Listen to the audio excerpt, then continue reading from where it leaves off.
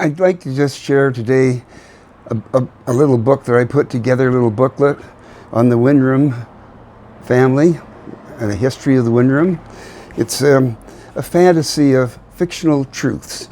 Now, the genesis for this book came from my sister Pat, because she was making a flag for her cottage, and she wanted to make a Winram flag, and she used basically the Winram heraldry as the basis of the flag, and then she improved it slightly with a few minor adjustments just to improve history. And the flag is as such. Oops. Here it is. You see the sheep on the shield. That's the classic Winram heraldry sign. And above the three feathers, well, they've been sort of borrowed from the Battle of Crécy in 1346 in France, where the Black Prince was victorious over the French. Now, at that battle, there was a very brave old French king called the King John of Bohemia, and he was blind, and he said to two young knights, "Lash me between your horses and lead me close enough to the battle that I might strike one blow." And they did. And the Black Prince, going through the battlefield after the fight, discovered the king's body strapped between these horses, and he died of such a brave fight that the king took the three plumes, which were his plumes, and assumed them as his on his own shield. And we too, the Winrams, there was an Arthur Winram that was there at this battle, fighting at the Battle of Crécy. And so I think he legitimately is entitled to have these plumes on his shield and on his flag. So Pat was working on developing a flag, and that gave me the idea that, well, what we really need is to have a history of the Winram family. So I was inspired, and I wrote what I call a fantasy of fictional truths about the Winram family. And of course we go back to the times of the Picts and the Irish and the Scots in the very early days. And we had long-standing traditions in Scotland. One, to give you an idea of Britain in the early days, this is one poem that I might share with you.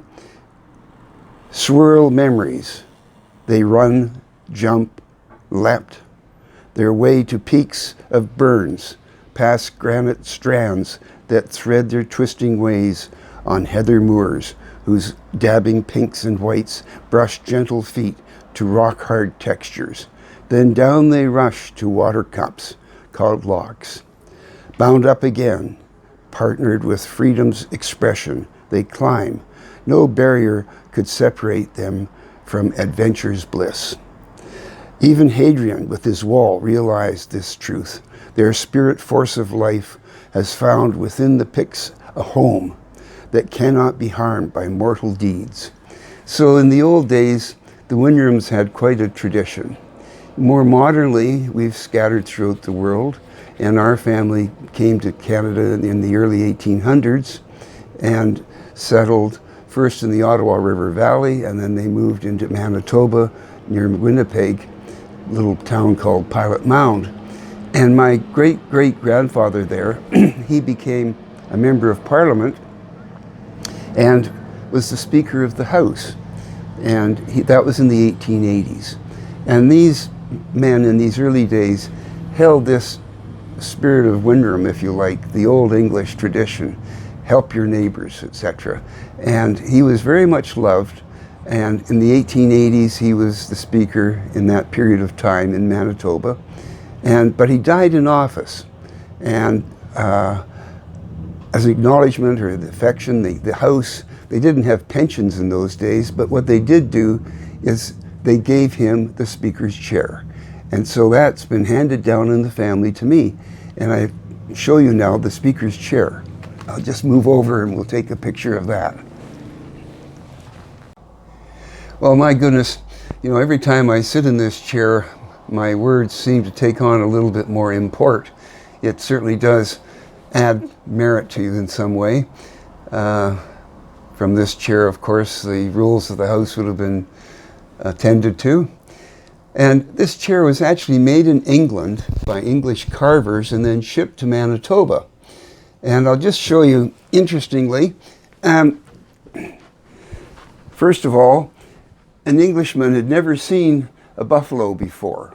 Now, the shield of Manitoba has a buffalo in it, and that was sort of a cow, and that was the English carver's idea of what a buffalo looked like. The other feature of this chair that has interest is that there are 4 maple leaves on it. At the time it was in use, there were 4 Canadian provinces. Now, you might notice there's a fine hairline crack here. That occurred when I was about 4 or 5.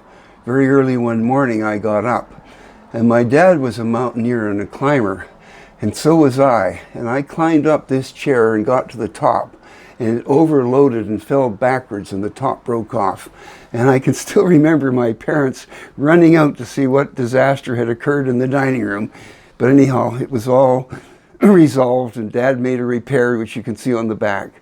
But that's quite something. That was Dad's proudest possession. He really liked that, and he thought a lot of his father and his grandfather and my great-grandfather. So this is the type of tradition that occurred sort of in the line of Winrams throughout history. It's not exclusive just to our family.